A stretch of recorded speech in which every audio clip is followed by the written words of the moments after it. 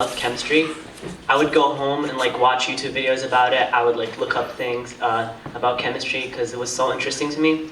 It all started when my 7th grade teacher was teaching half of the class who were a little bit ahead the basics of chemistry, like how to balance a chemical equation, like what are atoms, what are protons, and just like more of the basics.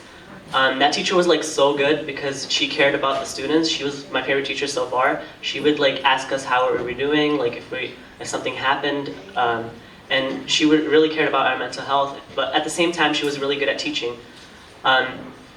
So like that teacher really inspired me to be a chemist. Like I genuinely wanted to be a chemist when I grew up. I would go home and like tell my mom about it. I would tell my dad about it. But then moving on to my 10th grade year, when it was finally time for me to take chemistry, science was very different. My first teacher was a sub who stayed for only 1 week. That teacher had us popcorn read from the table of contents for that whole week that they stayed, which is really like crazy. Like I was so confused, like why are we doing this?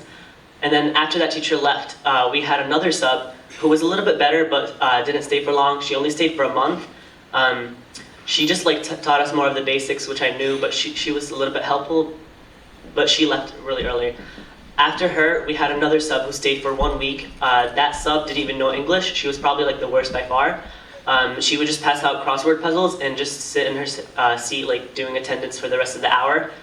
And then after her, we got another sub who stayed for the rest of the year. But that sub knew chemistry but couldn't teach it. Like he was like really bad at teaching chemistry. He would just stay in front of the board and like write things down and like not talk with the class often. And when we asked him questions, he wouldn't be able to answer them, or he wouldn't be able to explain his answers. So like one day I would just like, I went to class and then like I just look at the board and my name was on it and it said first place and I had a D next to it. And apparently like I had the highest grade for the test that we just took, which was a D. So like everyone failed. We complained to the principal to like, like, because we weren't learning from his class. The only way we would learn was by going home. Like, a lot of people in the class would go home just to watch YouTube videos. And then the principal made him like give us a retake. And then that retake wasn't really like, he didn't really change his teaching. He just kept on teaching the way he would. He just like made it really easy and gave away like study guides that were the same exact copy of the test. So I passed that test. I passed the class with an A, but only because I went home and like studied like and taught myself like, and it's supposed to be the teacher's job to like teach us. But like I was like very disappointed, but I still want to pursue chemistry when I grow up. Like I still want to be a chemist. I will still like work hard in my college years. It will definitely be a lot harder because YouTube won't get me through college, obviously.